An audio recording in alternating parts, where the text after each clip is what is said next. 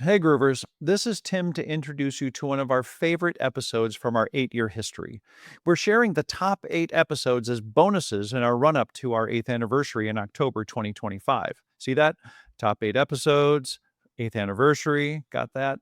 Okay, so at the same time, we're celebrating the publishing of 500 episodes of Behavioral Groups. 500 episodes. Because of both of those milestones, we're inviting you to join us for a celebration party in Minneapolis. Professor Nick Epley of the University of Chicago will be speaking live at the event and sharing observations from his lifelong work on happiness. We hope to see you there. Now, if you'd like to join us in Minneapolis, there's an invite in the show notes for this episode. So do click on it. Join us. Okay, back to this episode. This is episode 429 from August 19th of 2024. It's with a guest named Bob McKinnon. And the interesting thing about this is that I went into this conversation thinking that Rocky was like this self-made man. But when you listen to Bob's explanation of the story of Rocky, you really get a new fundamental idea about what made Rocky who he is. And it's not just about him being self-righteous and solely totally driving and self-fulfilling. It's actually a lot about the fundamental attribution bias that gets in our way of learning and growing. And Rocky wasn't quite the self-made man that we thought he was. This episode is presented in its original form, and we hope you use it this week as you go out and find your groove.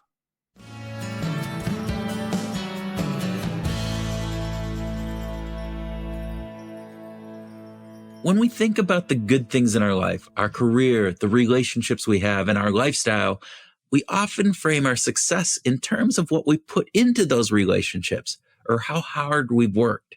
We attribute the fact that we've earned the successful life that we have today through our personal commitment, the diligence we do, goal setting, the important choices that we made, and of course, our incredible effort. Those are the things that really made us who we are today. At least that's what the voices in our heads are telling us, for the most part, right, Kurt? I mean, the problem is this. Those voices inside your head that are telling you that everything that you've done to be successful is because of your hard work, those voices are lying to you. At least that they're not telling you the whole truth. The way I would say it is that hard work makes success possible, but not always probable. And so, yeah, it's a definitely an important factor to work hard at what you want to do and believe in. But there are just some things that, get in the road of success that, are beyond our control. In other words, life's ups and downs aren't as simple as just saying that my success came from hard work and my failure came from bad luck. Yeah, life is much more nuanced than that. There's tons of research to support that conclusion also. In today's episode, we're going to hear from a researcher, author, and podcaster who has explored this interesting voice in our heads for most of his career. And he's going to help answer this question. Where does our success come from?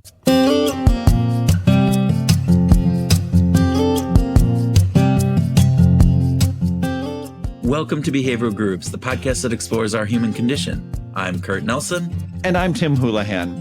That voice you heard a moment ago was that of our guest, Bob McKinnon. We were introduced to Bob and his amazing podcast, Attribution, by a past Behavioral Groups guest, Jeff Wetzler. And by the way, if you're interested in hearing about Jeff and his wonderful book called Ask, you can check out episode 412 from April of 2024.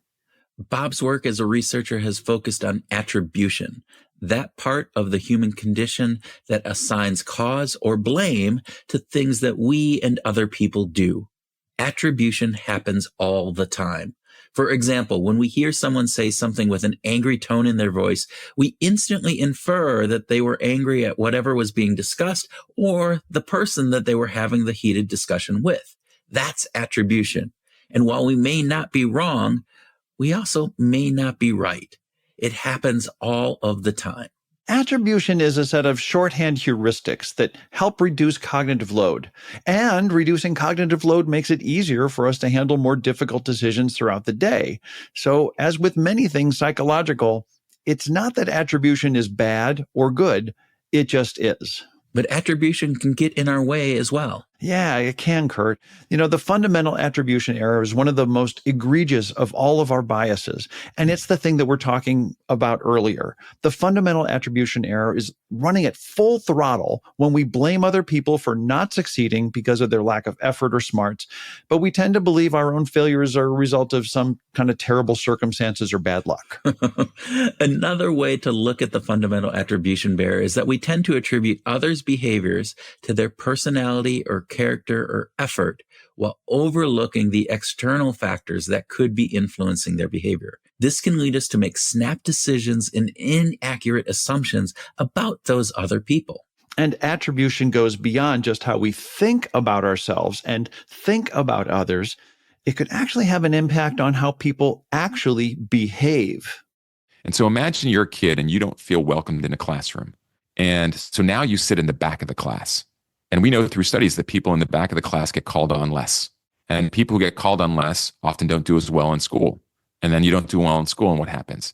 And so I think that there are these ways in which we can embrace others instead of judge them. We can be vulnerable for else. We can try to learn other people's stories and tell our own stories in different ways. Yeah, attribution is a big deal. And our guest, Bob McKinnon, is an expert in it.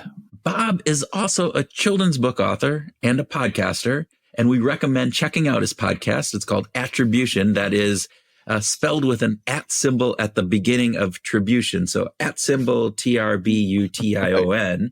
That's cool. Yeah, it's cool. And he has a great number of fantastic guests, and they talk about all areas of life that get impacted by how we attribute different things. In our discussion with Bob, we talked about the concept of attribution and how it affects perceptions of success and failure, the role of luck and environmental factors in success, especially when compared to the belief that hard work is the main driver of everyone's success. We also cover the importance of telling more nuanced stories to promote understanding and empathy, and how using compassionate curiosity can be a bridge to political and social divides. Which reminds me that we need to show some gratitude once again to our previous guest, Kwame Christian, in episode 251, who introduced us to this amazing concept of compassionate curiosity, of which I hope we don't have to pay a royalty to. Yeah. Oh, I hope not either. Because we'd be more broke than we already are, Tim. There you go. With that, Groovers, we hope that you sit back with a clean pour of accurate attribution and enjoy our conversation with Bob McKinnon.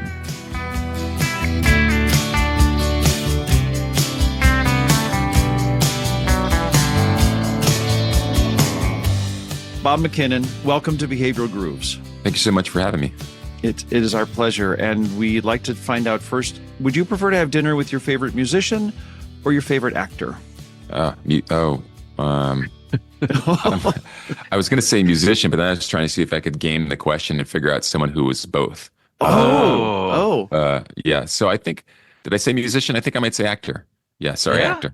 Yeah. Would Johnny Depp count as both? No. Do you consider him a musician? In fairness, I haven't listened to much of his music. Yeah. Yeah. Who would the actor or actress be if you had your choice? Yeah, I think there's a couple. I mean, like I've always respected the work of Ethan Hawke, who is and so that would be a good choice to talk to. He's no longer with us, but I would have loved the opportunity to talk to Robin Williams. And have that conversation. But so that's probably where I would start. We didn't mean to start off with a stump the guest kind of question here, but that's okay. Maybe the second one it'll be a little bit easier. So it's funny. I listened to some of the previous podcasts, and I will admit you did give some easier questions to the other guests. You're a podcaster. Well, here we go. Yeah. We'll maybe make it up here. Okay. Are you prefer coffee or tea? Which is your preference? It's definitely coffee. Although I should say that coffee is simply a vessel for milk and extra sugar. Oh, nice. Yeah. That's good. I am the coffee is the vehicle for the flavored cream. So it's basically the same thing, That's right. but I do like that vanilla or the, every once in a while, some other kind of crazy. Or you just go right in on like hazelnut flavored coffee, which is really great. Those things are. Yeah. It's funny though, because I buy the big, cream container and I have it in the refrigerator, and I go, it disappears much faster than me just using it. And I've realized that my daughter now is like, she doesn't drink coffee, but she puts it in her chai tea. She puts it in, like, mixes it with Yeah. milk. And so all of a sudden it's like, this should last at least 2 weeks, and it's gone in a week. And so, yeah, that's crazy. All right. Foraging. Okay. Bob, if you were able to live to the age of 90 and retain either the mind of a 30-year-old or the body of a 30-year-old for the rest of your life, which would you prefer? Well, that's a trick question because my mind as a 30-year-old was not particularly well formed yet.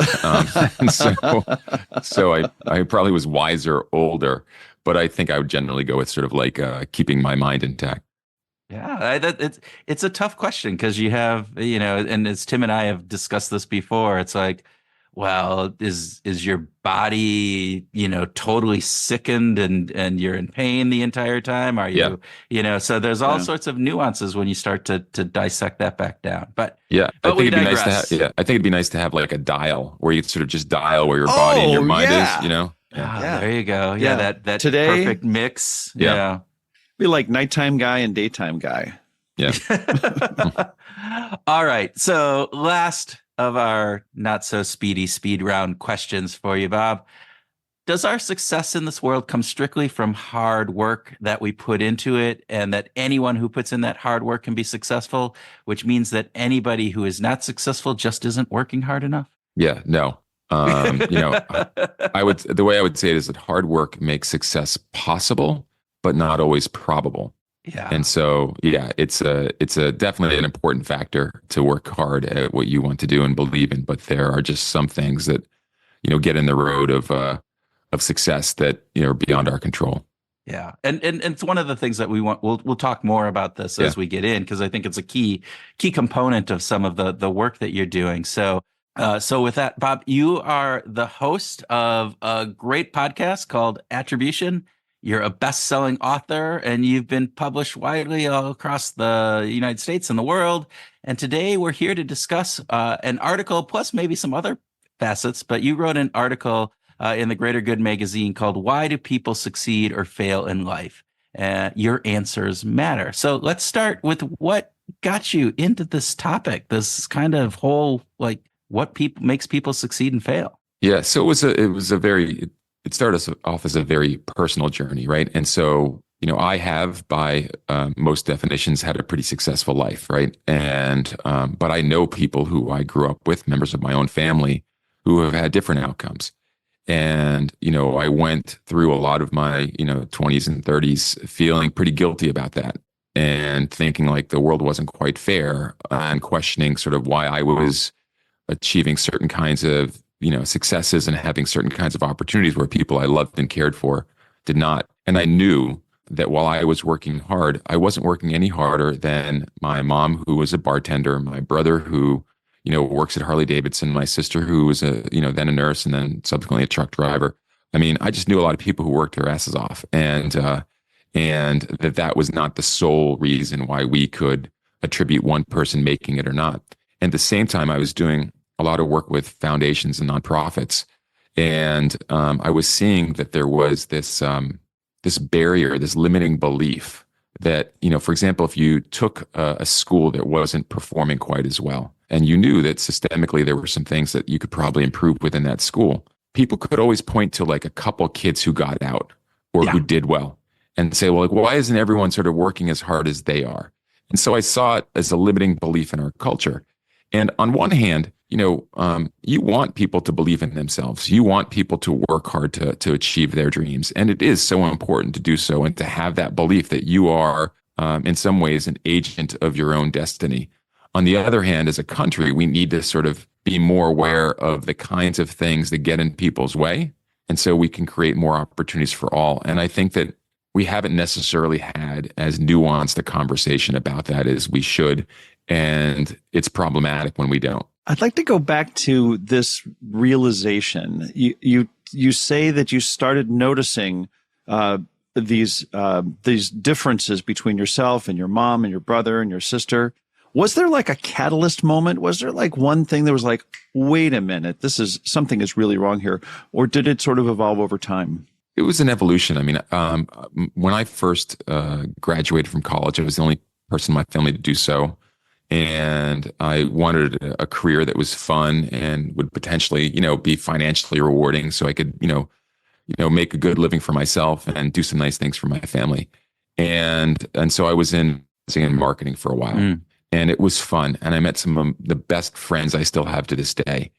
But I would see things and how things were being discussed as it related to like consumers and targets and things like that that were frankly off-putting, like, for example, like I grew up and I was a heavy kid, and, the height of obesity, I got an opportunity where I was working to do a project with the Centers for Disease Control and Prevention on helping kids find their verb, right? What can they do to get physically active? And that was really rewarding.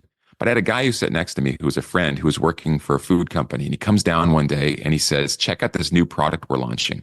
And I said, what is it? And he says, it's a sausage wrapped in a pancake that you dip in syrup. Oh, wow.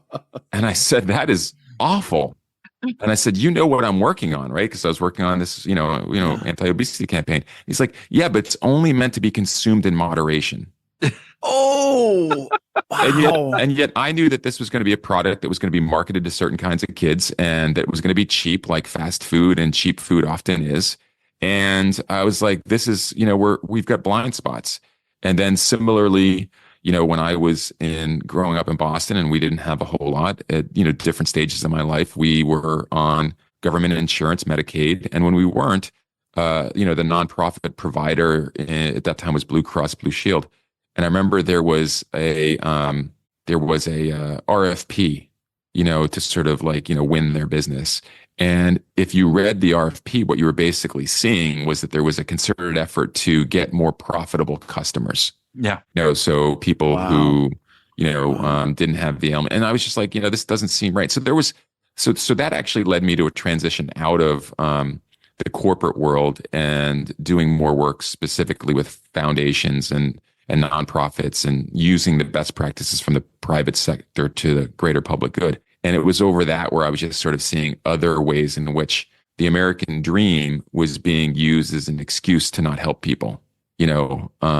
Because you should just work hard and people should be able to do it on their own. And so to that end, there wasn't necessarily, a huge epiphany in terms of this question, but it was one that was, dogging me for a real long time and one I just got more and more proximate to. Yeah. So one of the things that you said earlier in talking about the school system and, that the school may not be performing, but there's always that one or two kids that kind of excel and are working really hard and do kind of break that cycle and various different things. And we know a lot of your, the paper that we referenced up at the front is about attribution. Yeah. And so can you tell a little bit for our listeners about attribution and how attribution kind of describe what it is for those who may not know? Most of our listeners probably do, but describe what it is and then talk a little bit about how misattribution can lead to some of the issues that you've seen and kind of are talking about. Sure. So I think in its simplest terms, attribution is exactly what it sounds like. What do we attribute a certain outcome to? And that could be an individual outcome, like, why a team won a game, or it could be something larger, like, how did I end up where I am in my life? And that the way in which we think about attribution affects the way in which we walk around the world and how we see others and how we act towards others. And I'll give you an example. One of my first introductions into attribution was through the work of Paul Piff, who I think is at UC Irvine now. And he had done this study called the Monopoly study. I don't know if you're familiar with it, but it's fascinating. And it is essentially where you take two people who going into the study are not sort of like, they're similar in terms of who they are and where they come from. And it begins before they play this, truncated game of Monopoly, they essentially flip a coin. And whoever wins the coin flip starts the game with twice as much money. They get twice as much when they go around go. When it's their turn, they get to roll both die. And they get the Rolls Royce is their sort of piece. And conversely, the person who doesn't win, he or she starts with half as much money, only gets half as much when they pass go. They only roll one die, and I think they're the shoe. And as you watch these two players over the course of the game, it's fascinating because all of this was recorded, and Piff had a couple of sort of markers that they were going to measure during the course of the experiment, including the sound on which someone was moving their pieces. And so the person who is the Rolls Royce is literally pounding the table with their pieces, like being more authoritative as they go around. They start talking more sort of condescendingly to their opponent, like, "Oh, you're in trouble now," or, "Oh, looks like I'm kicking, but, things like that.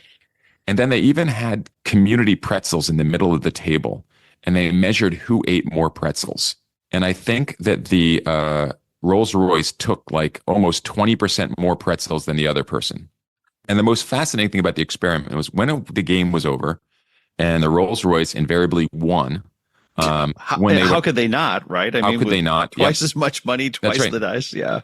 They were then asked why they won. And they would normally talk about things that were within their own control and agency. It's like when I first bought Park Place, when I got my first Monopoly, when I did this, and they did not mention the coin flip.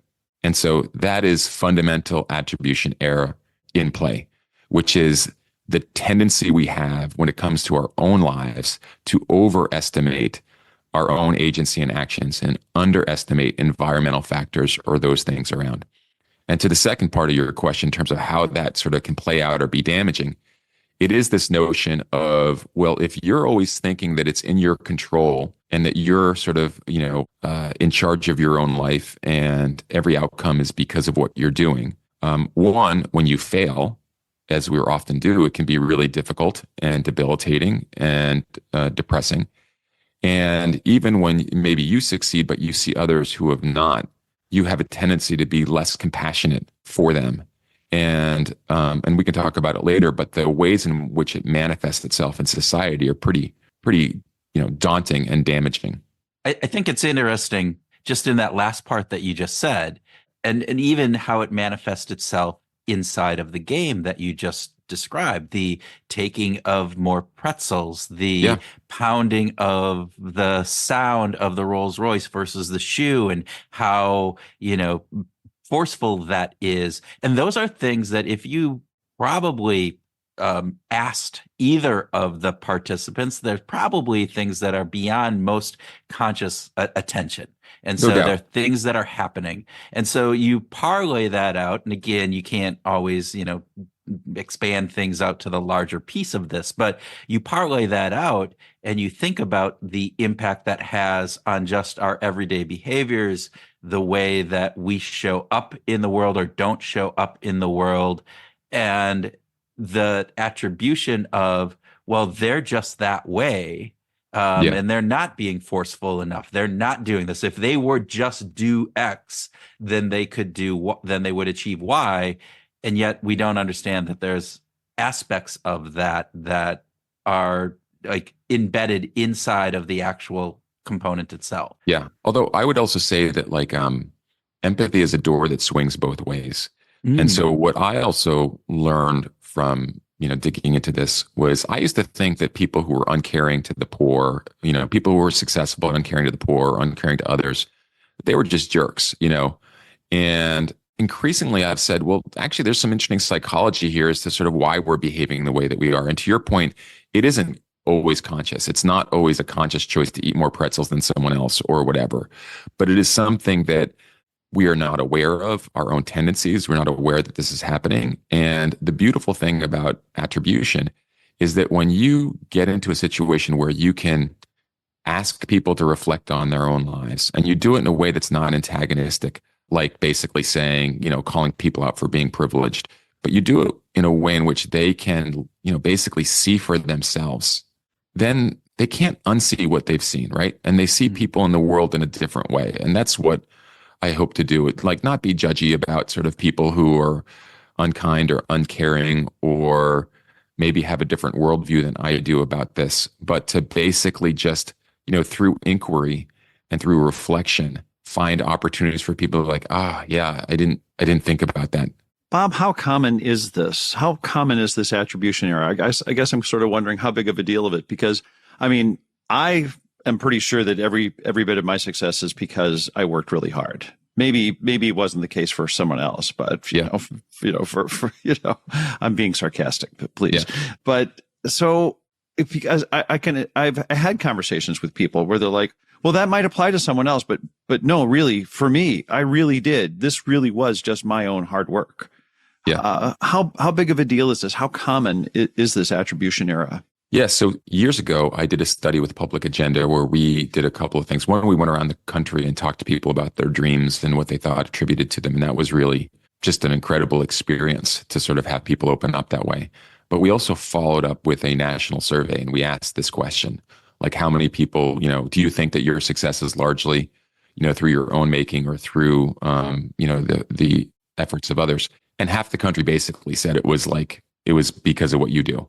But and then even within that, then we did another question where we asked people to rank, or actually, what factors were absolutely essential to, moving up or having success in life. And hard work was number one, regardless of your political affiliation, regardless of whatever. So everyone thinks that hard work is the most important thing.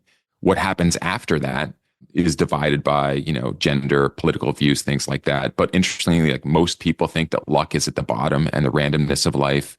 And we know that's certainly not the case. We don't choose our parents. We don't choose, where we grow up, all these kinds of things. I just read and reviewed a book called The Random Factor by Mark Rank, which was really fascinating, and spoke to him about this. And, we definitely underappreciate the role of luck in our lives. So one, if you start with the fact that everyone thinks that hard work is most important and other factors are significantly less than that.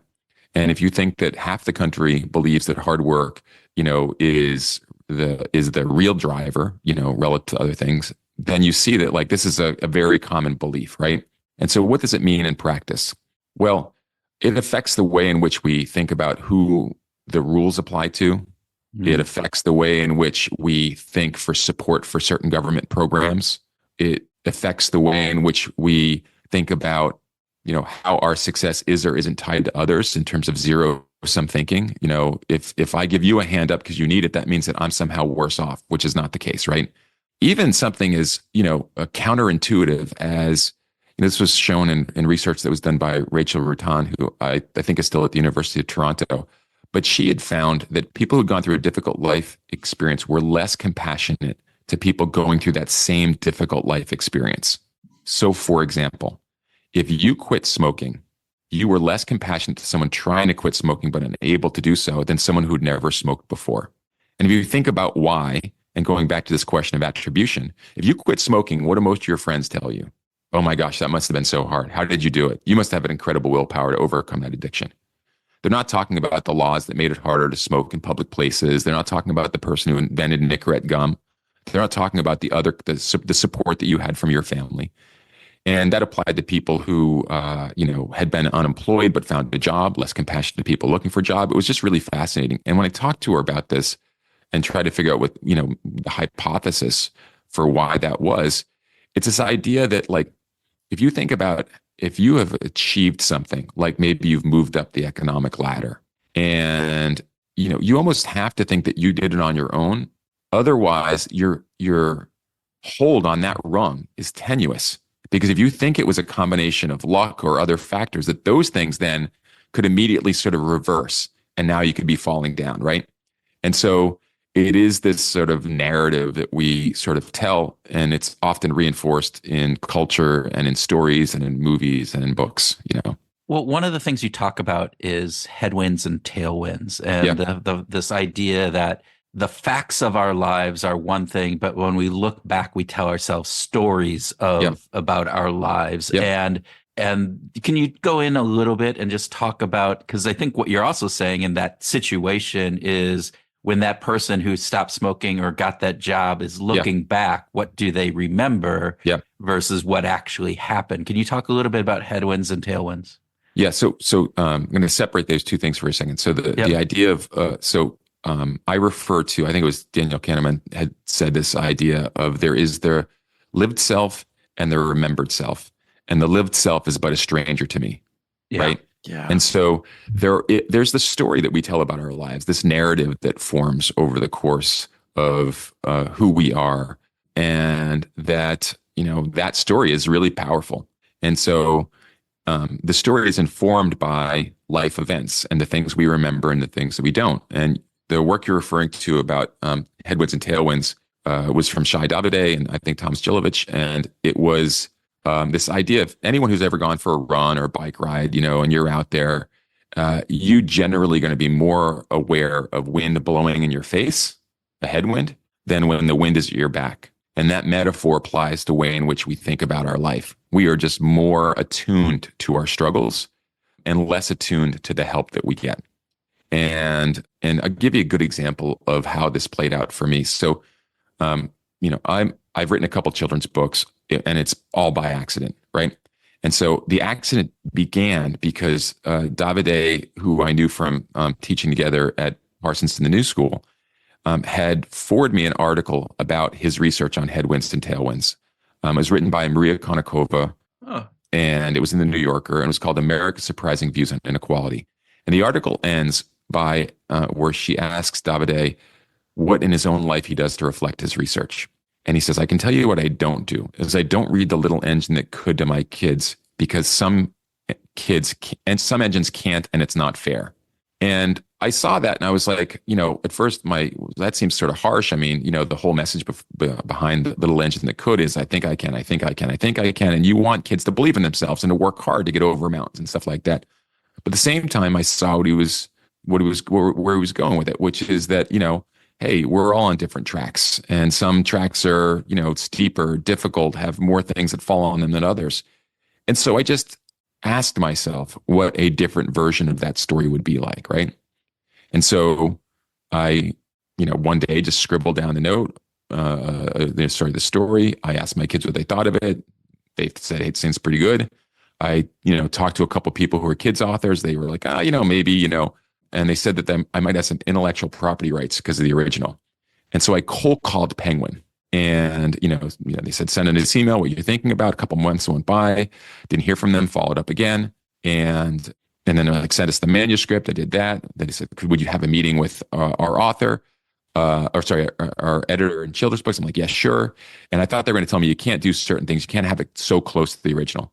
And instead they said, well, as luck would have it, it's the 90th anniversary of the original, and we've been looking for ways to tell an alternative version of this.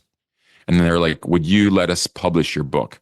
And I was like, no, I'm too busy. I was like, yeah, sure. And so just to sort of to keep the story going a little bit. And there were sort of like, things that were bad and good, like, it was scheduled to come out during the pandemic. But then at one point, literally it was on a ship, on a containers, and the containers fell into the ocean to be lost forever.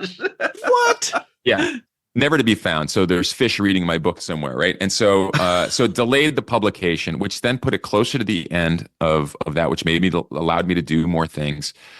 Through a connection I had, I made a contact with someone at CBS Sunday Morning. They featured it. It became a New York Times bestseller, and now I'm able to write 2 more books. Now, I tell you that story because when I tell that story to people, there are some who will be like, man, you worked so hard to publish that book. It's amazing. You should be so proud of it. And I am, and I did. But I'm like, did you not hear the other parts of the story?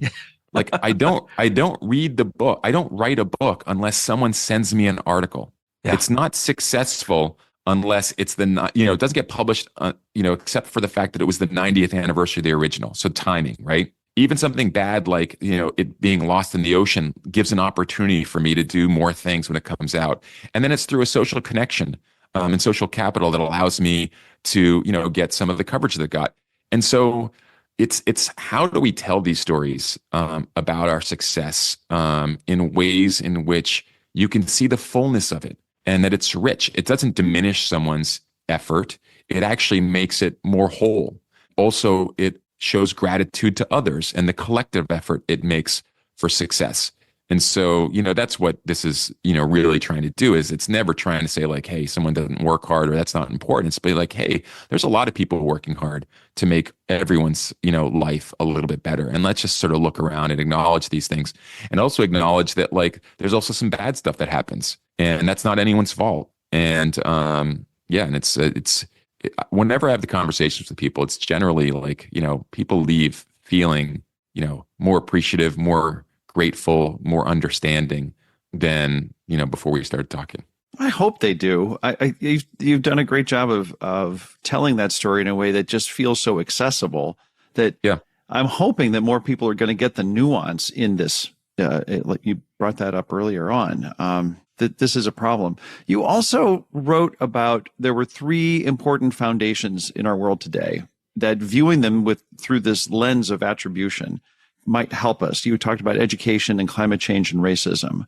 And could we spend a couple minutes on at least one of those, Bob? Because I love the fact that you actually blew it up to, wow, here's a world level crisis that, if we understood the attribution elements, we might actually do a better job at solving for these. So I mean, I'll tell you a story around, so this is sort of related to race and class, right? And how we talk about these really difficult conversations in our country in ways in which we can sort of be open to them.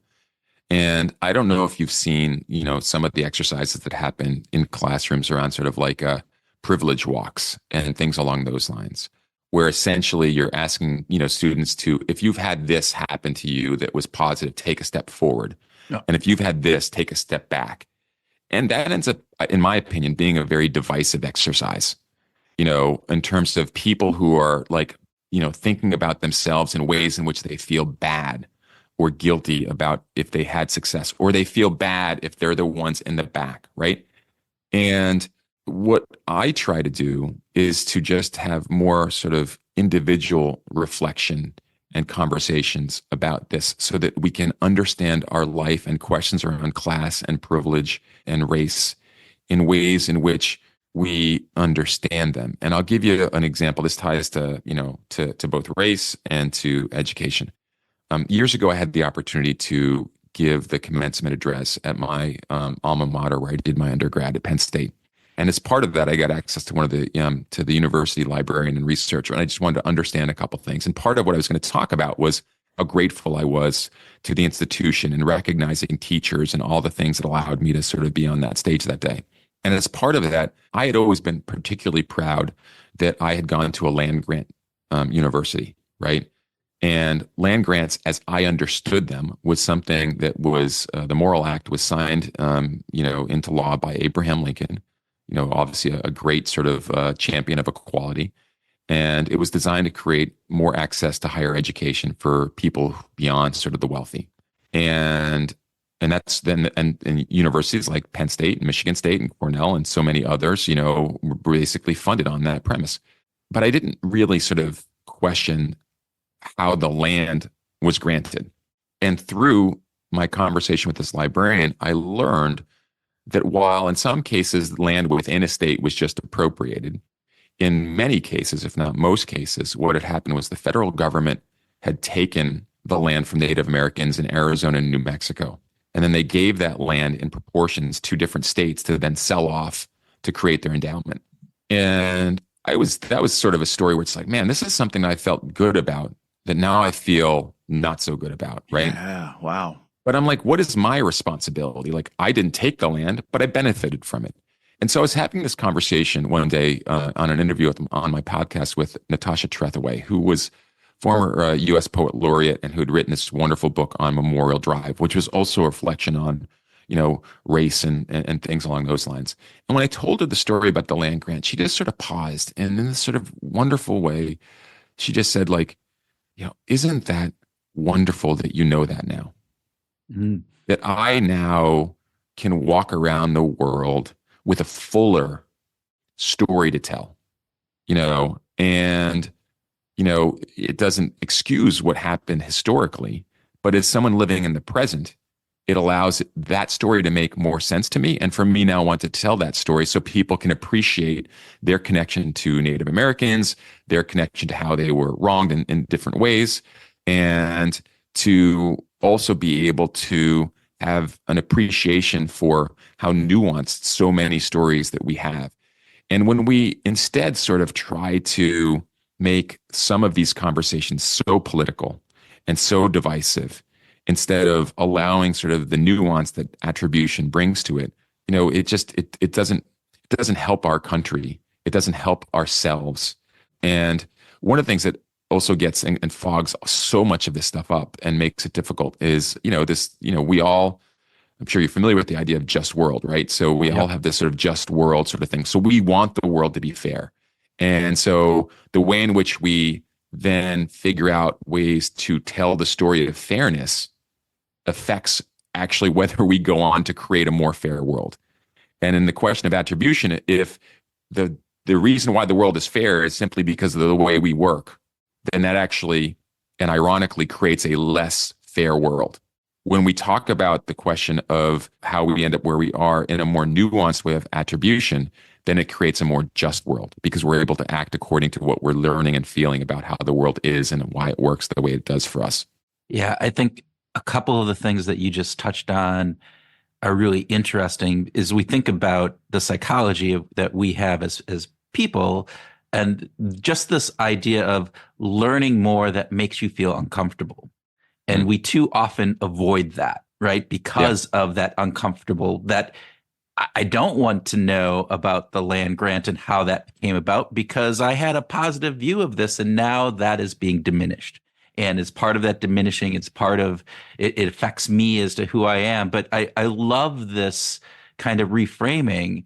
Isn't that wonderful that now you have this new knowledge that you can bring forth in whatever way you have? And I think just even that reframing of those pieces, because too often, and I'm making a judgmental piece here, too often I believe that I see it in myself as I don't click on that news article, or I don't click on that social media thread, or I don't talk to that person because I'm afraid at some deeper level that they're going to throw my worldview askew, and even if it's a little bit, and that's going to cause me angst, and that it keeps me from learning. It keeps me from, exploring the world. And I think having just that change in mindset is just so important to making us be open to some of this more learning about the world. Well, let me try a little thought experiment for you or for the listeners, right? So, so many people love the movie Rocky, right? And the several that came after, right? Because he represents this sort of, underdog story who clearly worked really, really hard to get where he was. And so, that's an awesome, that itself is a great story. Rocky works hard and he wins it, whatever. But if you go back and watch, especially Rocky, the first one, and I've done this, I worked with a company where we recut the trailer to Rocky. And instead of just like all of the workout scenes, we showed other stuff, right? And so the film opens because some other boxer gets hurt and they need to replace him. And then when they're trying to find someone, they need someone who's local. So they're looking for a Philadelphia kid. And they're looking for someone with a good name. And so the Italian Stallion is sort of jumps out because this boxing match is going to occur on July 4th. And so they're like looking for someone is sort of the ancestor of Christopher Columbus. And then he gets selected. He actually turns down the fight. And the promoter has to convince him to take it. Then he takes the fight. His loan shark boss gives him some money so he doesn't have to work so he can train, right? Paulie lets him come in every day to sort of pound the meat, right? So he's working hard, but he's also leaving with a steak that Paulie presumably has lifted, and given to him, right? He then sort of goes on and he's sort of training. Obviously, Mick, trains him. So he's got a trainer. He's got people working in his corner. Adrian is so supportive, so, helpful, so inspiration. Even the night before where he's like afraid, and so vulnerable, she's lifting him up. And then he's like running through the streets of Philadelphia where people are cheering him on, right? And so now I ask you, which of those stories is a better story? To see all of these people, and all of these things that made his success possible, which by the way, he doesn't even win that first fight. No. Right. And so to me, like, that's why the So we can remember Rocky as this sort of like, man, he really worked hard and that was great. But that's not what the movie was. The movie was all this other stuff. And so I think most people, and I would hope that when they stop to think, they're like, wow, that's even a better movie than I thought. That is a great reflection on a great way of reframing a movie that I've always had in my mind as it's the hard work story. Yeah. With a little bit of luck, but you paint it in a beautiful way. You mentioned, you used a term earlier that I wanted to get back to, this just world, this belief in a just world. And can you tell us a little bit more about that and how pervasive that is? Because I mean, we could get into a whole nother hour just on free will. We're not going to do that, but just if you could sort of tee up the belief in a just world concept and where we see it playing out in the world. Yeah, and it's funny. I think it was Kurt said earlier, like sometimes you avoid conversations because you don't want it to sort of change your view of the world.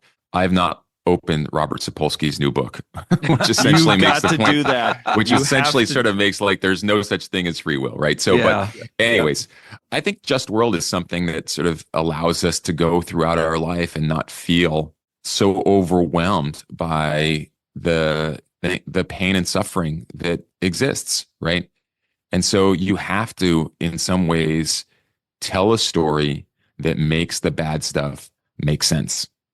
And it's the choice of the story we tell that's important. And so in the beginning of our discussion, I was talking about how I was going through feeling really guilty about, where I was relative to others, right? And, I could have just told a story where like, well, they didn't choose to go to college. That's their fault, or they didn't choose to do this. That's their fault. But I love my family. And I love my friends, and that's not a healthy way to sort of go through life with them. But I see families where that is the dynamic, right? And so I wanted to understand it. And so even thinking back, like my sisters had health issues that I haven't had, right? And that's gotten in our way. And a little tiny story, right? Like, so when I was young, I used to like to read. And I wore glasses, and I wasn't reading like Tolstoy. I was reading like box scores for the Red Sox, right? But I was just reading. But my mom, she gave me this nickname of like my little professor, right? Wow. And she didn't know any professors, she didn't know what that even meant. But there was an expectation for whatever reason very early that I was going to college. And I would even remember, and I feel so bad, and it wasn't intentional, but I know I would hear like, he's the smart one, right?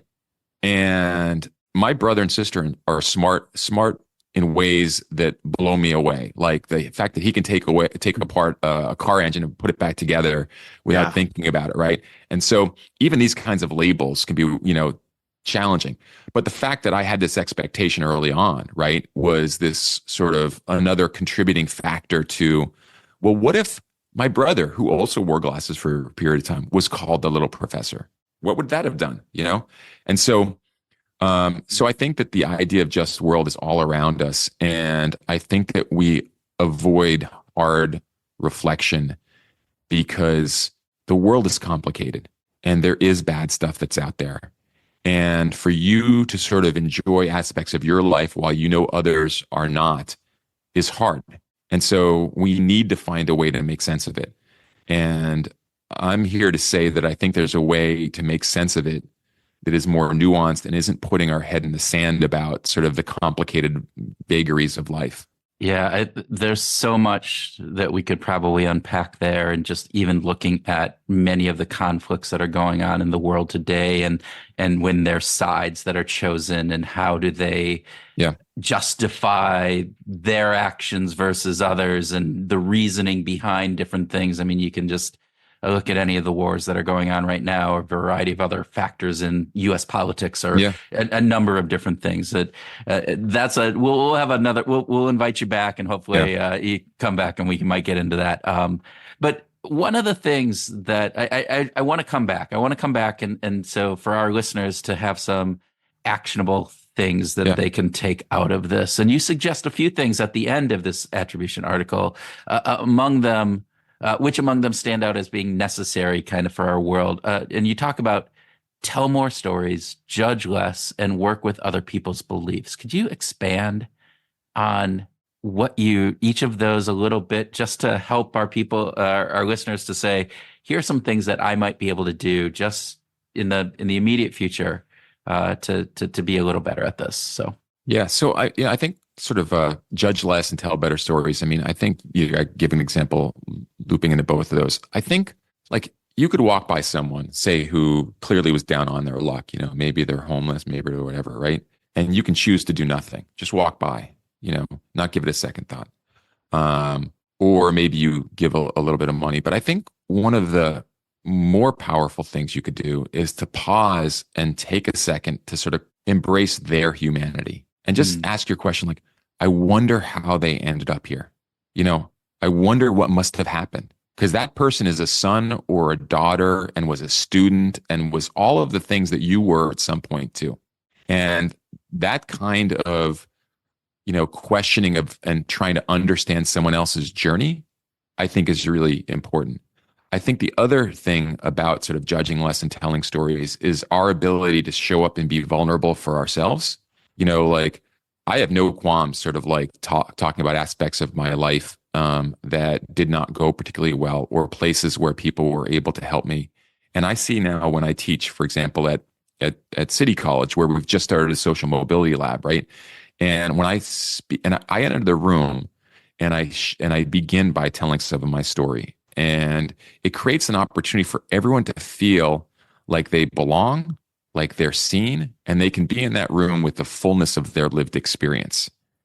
And then you tell little stories about why this is important.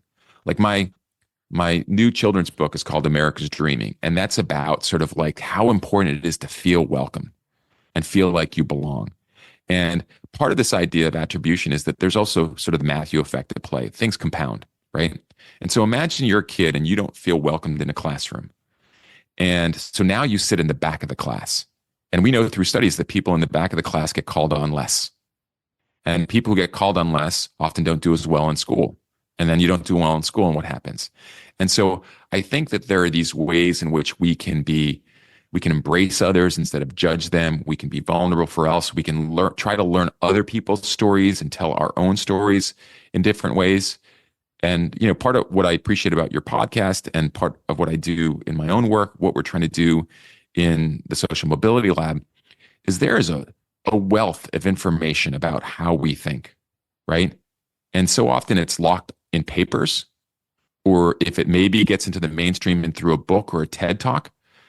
But most of America does not read, or watch TED Talks. And so how do we translate this into other things, whether it's daily actions, whether it's a children's book, whether it's the way we tell stories like Rocky? I mean, I think that the part of, for your listeners, is how do we find ways to make the work more accessible? And how do we translate it so it can have impact on people's lives, where you're like, oh my gosh, that is something we definitely should make sure that everyone knows, and that success of the work in behavioral sciences isn't about publication. It's about giving someone the tools to change behaviors to make society a little bit better. I love that you're so optimistic about this. I really do. I see this in your work, where you're at the same time, you're kind of down in the muck with real significant societal problems. Yeah. You're also very optimistic. I really appreciate that about you, Bob. Yeah, you mentioned the word muck in my first book, which is a collection of essays called Actions Speak Loudest, Keeping Our Promise for a Better World. Mm-hmm. The journalist Juan Williams wrote the foreword to that. And it was a collection of 32 people who were addressing different issues, right? Ranging from Jimmy Carter, who was writing about peace, to Richard Castaldo, who was one of the first students, shot at Columbine, writing about violence. And he categorized people in the book who put their hands in the muck and mire of life, looking to do and pull out something better, right? And yeah, I mean, you get proximate to these issues, and it should be inspiring to sort of want to try to make the world a better place. It is. Right now, we want to find out if the world would be a better place if you happened to be stranded on a desert island for a year, and you got to choose two musicians, two musical artists, catalogs, not the individuals, but the music that they make. Which two would you take with you? Yeah, it's so tough. I would probably say Okay, these are going to seem strange. I would say, Try us. yeah, I would say Neil Diamond and Tracy Chapman. Those are great. What's strange about that? Well, so generous. So one, and I'm also emphasizing early Neil Diamond. Okay. But actually, although let me take that back, because the album that he had done, that was produced by, I'm forgetting, Rick. I'm escaping Rick Rubin. Was brilliant. But I love music where you can hear the lyrics and where the lyrics are important. And I'd referenced Joy Aladakun when we were talking before we started the interview. I mean, these things, so often musicians, I think when they're doing it well, they are just trying to make sense out of their own life. Mm-hmm. And then they put something out there that helps other people make sense out of their life. I mean, they're not different from behavioral scientists, right? No. They're just trying to understand the human condition and put it out there in a way that reflects the fullness of it that other people can identify with. And so the ability to go and sort of listen to, people who are talking about their life experiences in ways that, yes, are serious, but also hopeful and at times full of joy, I think is a good way to spend some easy listening time on an island. I'm going to agree with you on the Neil Diamond on the Stones album, or Coming to America, or Hot August Night. I'm not sure if Cherry Cherry or Sweet Caroline is diving deep into his personality or the things that he was struggling with. I will say this, and it may be closed or it's closing soon. There was recently, it's called The Beautiful Noise. There's Neil Diamond sort of, musical on Broadway, and it talked about him working through his life and his music through therapy sessions. And you saw where all of these things came from and why he wrote these songs. And yeah, so I really love I Am, I Said, and Brooklyn Roads and those kinds of things, where he's going through the exact stuff that we were talking about, like trying to figure out how he fits in and is he worth it, or is he an imposter, and all these kinds of things. And again, doing so with great vulnerability, which again, he sort of revisits in sort of his later music with Rick Rubin. But and then some of it's just fun. Well, and I don't know much of Neil Diamond's deeper catalog. I know the hits, but the Tracy Chapman is when you mentioned her, I'm going, oh, that's a storyteller. I mean, Tracy is what I would say from a musician is one of the best storytellers out there from all of that. And it's so great to see the resurgence that she's had because of, is it Luke Combs? I don't even know who redid that. And she's getting that resurgence of people and hopefully a much younger generation who's able to appreciate some of that. And so, it's fantastic. Well, I think another aspect to that was really great was that when he first covered the song, there was a mini backlash where people were saying that this white country singer should not be sort of appropriating her music, right? Yeah, you're talking about Fast Car. Yeah, Fast Car, yeah. And she immediately came out and said, no, I think it's great. I love it. And it's because that story that she was telling was universal, that hey, I'm struggling. How do I get out? And that's something, whether you're white or black or any other sort of, ethnic, or race or gender. I mean, it's a universal sort of feeling that we have. And so many of our struggles are universal. No. And yet we don't sort of recognize their universality, or we think that only certain people can tell those stories. And the more that we tell stories with vulnerability and nuance and proper attribution, it just creates a stronger society, I think. Yeah, and I think all of that is true. And I did hear Luke talk about at one point, that was, for a period of his childhood, that was his go-to song because he resonated. It resonated with him. That's right. I can never say that. Yeah. And that's so, the beauty. And that's the beauty of music, right? It's someone writes it and they write it to figure out what they're going through. And someone's like, yeah, me too. And it was really beautiful in the Grammy performance that they did, where you saw his reverence, right? And it was just a magical moment, Yeah. So George Shirley, along those lines, George Shirley, the great black opera tenor, was once asked, well, like what right do you have to be singing, these Italian and European operas, with how you grew up? And he's like, I just totally connect to the music, and there's no Yeah. appropriation going on. This is just, I just completely connect to it, and I love it. And so I'm just doing what I love. And then the reverse was spun on him. Like, well, what do you think about like white people singing, the African American spirituals? He's like, if they connect to it, that's great. Yeah. Yeah. Well, I'll tell you a funny story, or an interesting story, I should say, is that with my latest book, it's called, America's Dreaming. And in the main character is America, right? It's based off of a difficult move that I had moving from Boston to Pennsylvania, right? Where I was going from a place where like the letter R doesn't seem to exist to a place where like every word seems to have 3 or 4. So I sounded and looked different than the other kids, right? Wow. And so, but through a very kind teacher by the name of Mr. Downs and, whatever, I was able to acclimate a little bit, but I've always felt like I don't quite sort of belong where I am for various reasons. But when I was writing the story, I was like, I want to call the character America. And I want to do that because I think this is something universal. And then I was thinking about in the earlier drafts that I was like, all right, the character America sounds like that's probably a girl's name. And then I was like, oh, instead of moving from Boston to PA, maybe I'll just sort of tell a story where they're moving from another country or whatever. And then there were some questions to whether even though it was based off my experience, should be writing where the lead character is a girl or an immigrant. And I understood that. And I was like, okay, let me think about it. And then I made the choice and the workaround that the character would be named America and we would never see them. Mm-hmm. And wow. And it really changed the book in a great way, because now you're seeing the first line of the book is, have you ever felt all alone in the crowd? And all you see is America's tiny shadow in a sea of people walking into a school. And it led to incredible illustrations by illustrator Huang, who was just tremendous. And it allowed this sort of change in perspective, and to get away from the who can tell whose story, and instead focus on like, this is an important story that we all probably can relate to. And we need to sort of think about how we choose to welcome people in our society, regardless of what they look like or where they come from. Because if they're not made to feel welcome, it will affect not just them, but our country as a whole. And with that, we are so grateful. Bob, thank you so much for being a guest on Behavioral Grooves today.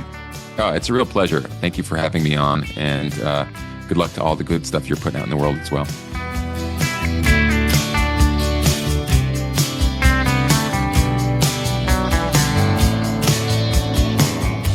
Welcome to our grooving session where Tim and I share ideas on what we learned from our discussion with Bob, have a free-flowing conversation, and groove on whatever else comes into our misattributing brains. Oh, nice. Yeah. Yeah, it's the misattribution that gets us hung up, doesn't it? Yeah, I mean, we attribute things all the time. It's our natural, set way that we look at the world. It's like, oh, that happened. That had a cause, and the cause was, set because of these things. And that's just the way that we as humans see the world. It is when we have this natural tendency, and often just, we're wrong about those attributions that leads us into this world where that's not a good thing. Okay, so let me get this straight. Are you saying that my successes are not completely because of my own hard work? I mean, I drove everything that I did in my life. I made all those decisions. I did all that work. I'm the one that got me here. Isn't that right? And I'm also saying with that same thing, yes. And the fact that you aren't, a multimillionaire, and that you aren't selling out stadiums across the globe, are not just because you didn't work hard and do that. They have other external factors that are leading to those as well. So it's not just this idea that, hey, our successes can all be attributed to the hard work and smarts and diligence and all of those things that I do. It's also that, we may not have achieved everything that we wanted to achieve. And that's not because we didn't do the things that we needed to do. It's just sometimes outside circumstances, luck play a part in all of that.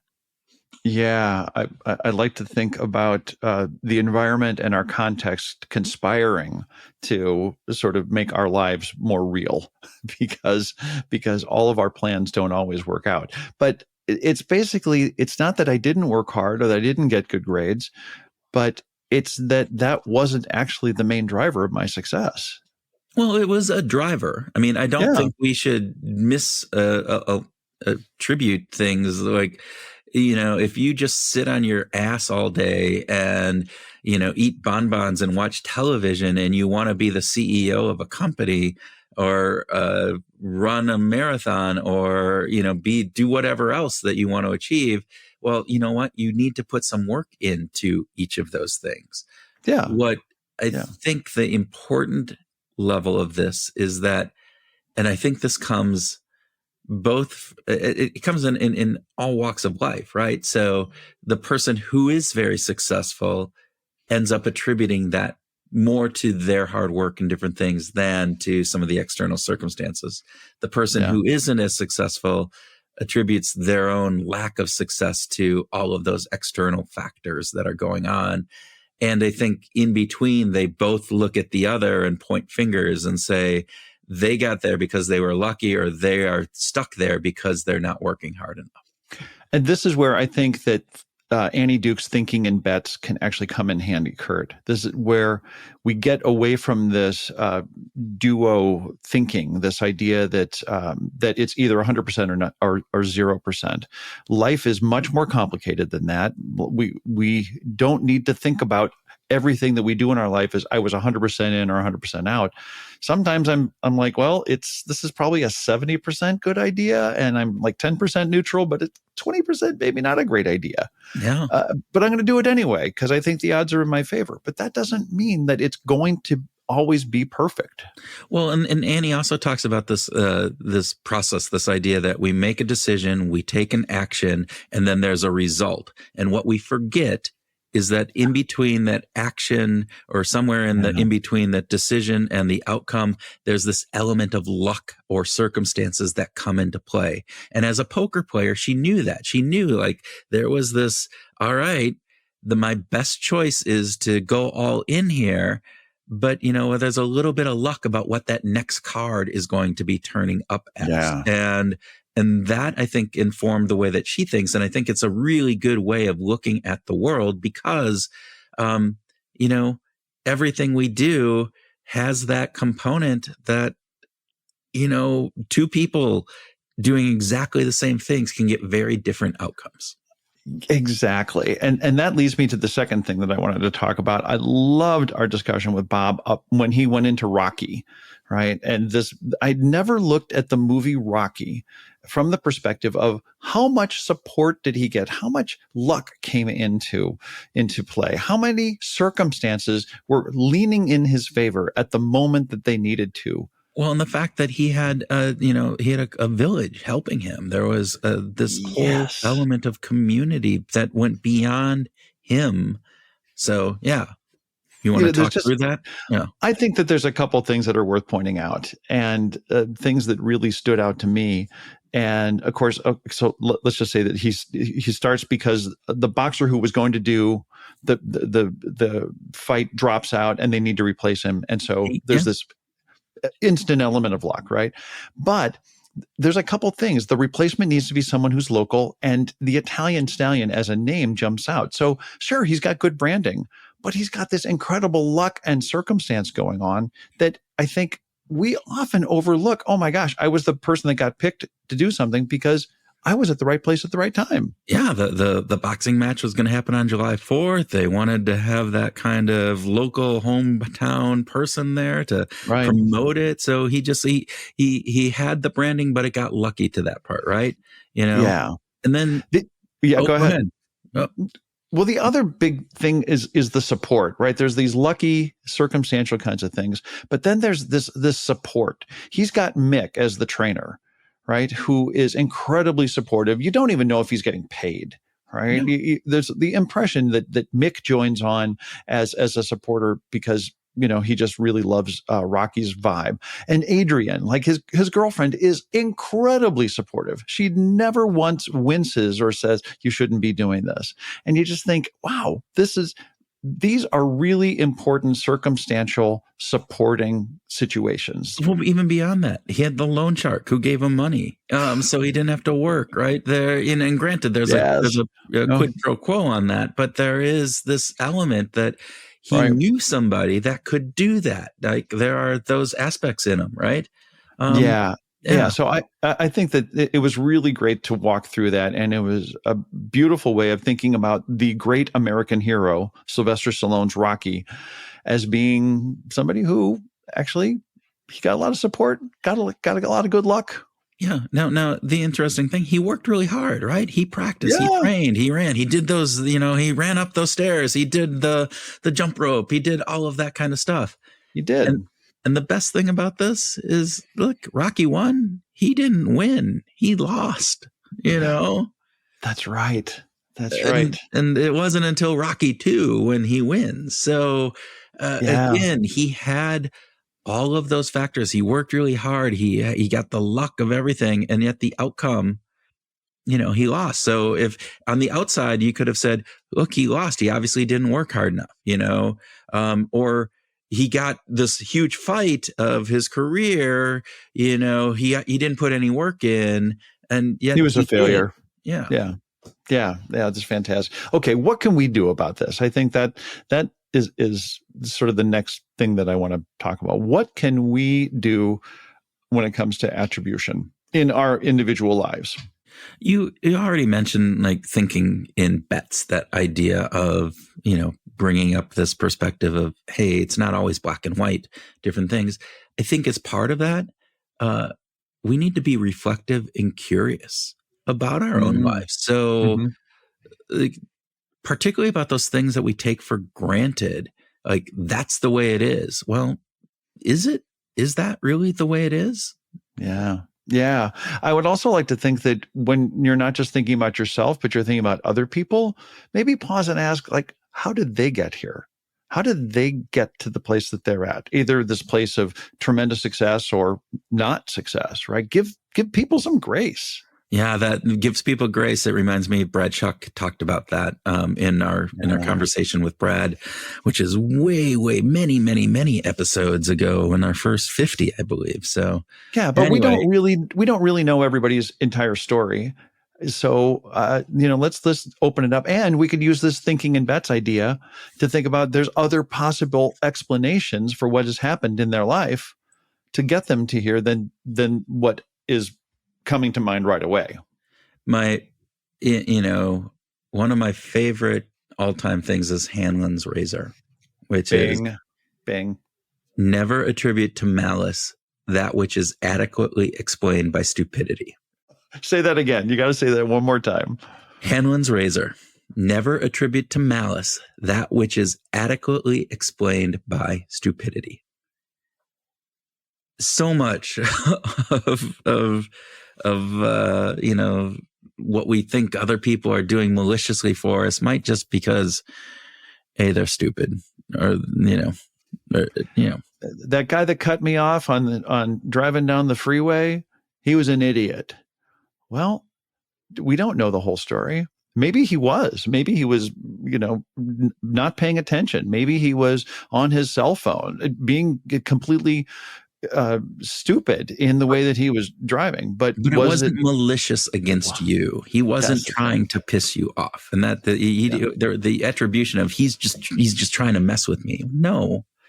He's just distracted. It doesn't have to be about stupidity. It can just be like a number of other factors. So never attribute to malice that which can be adequately explained by something else. And I think that's probably a better way of saying that. And that's a great way of thinking about attribution, that we don't necessarily have to agree with the conclusion that we've just jumped to. Okay.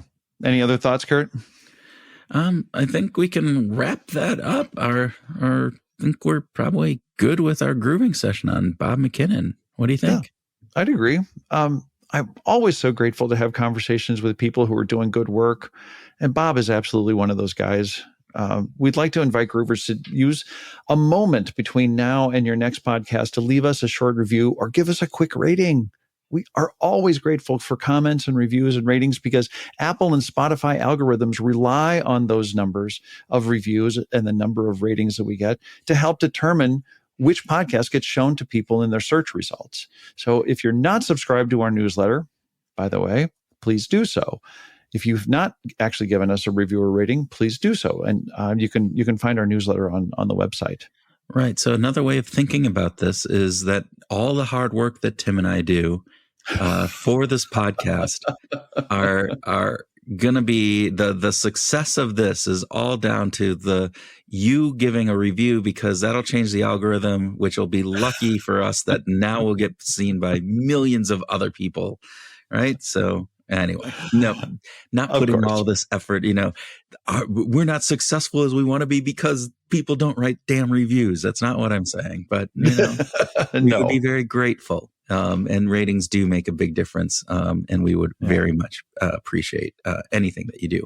For now, we would like to just encourage you to think about how you're attributing success or other not success out in the world, and how the fundamental attribution error might be getting in your way or someone else's.